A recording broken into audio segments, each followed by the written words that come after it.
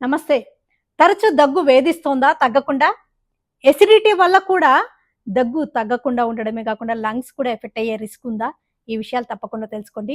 ఈ రోజుల్లో లంగ్స్‌ని ఎఫెక్ట్ చేసేవి, ఇన్ఫెక్షన్స్‌కి గురి చేసేవి, క్యాన్సర్స్‌కి గురి చేసేవి మన చుట్టూ ఎన్నో ఉన్నాయి. స్మోకింగ్, పొల్యూషన్ జన్యుపరమైన కారణాలు. ఏ చిన్న ఇబ్బంది ఎదురైనా ఊపిరి తీసుకోవడంలో మనం తీవ్రంగా ఇబ్బంది పడుతూ ఉంటాం.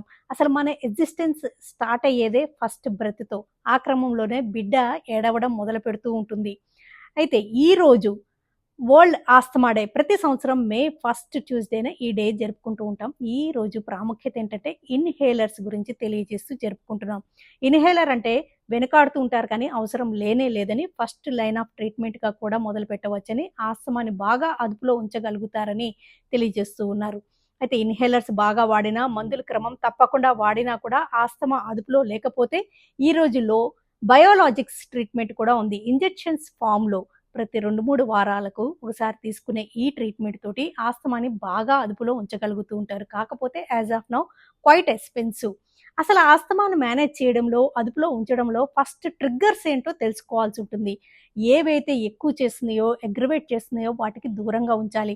అయితే చాలామంది గుర్తించలేనిది, నెగ్లెక్ట్ చేసేది ఎసిడిటీ. ఎసిడిటీ అంటే గ్యాస్ట్రో ఈసోఫేగల్ రిఫ్లెక్స్ డిసీజ్. ఈ రిఫ్లెక్స్ అనేది యాసిడ్ గొంతులోకి రావడం వల్ల దగ్గు, నాగింగ్ కాఫ్ ఉండడమే కాకుండా లంగ్స్‌లోకి వెళ్ళడం వల్ల కూడా లంగ్ ప్రాబ్లమ్స్‌కి కానీ, లంగ్స్ ఇరిటేషన్‌కి గాని గురవుతూ ఉంటారు. ఆస్తమాని చక్కగా మేనేజ్ చేయాలనుకుంటే ఎసిడిటీ లాంటి సైలెంట్ ట్రిగ్గర్స్‌ని కూడా దూరంగా ఉంచాల్సి ఉంటుంది. By for now.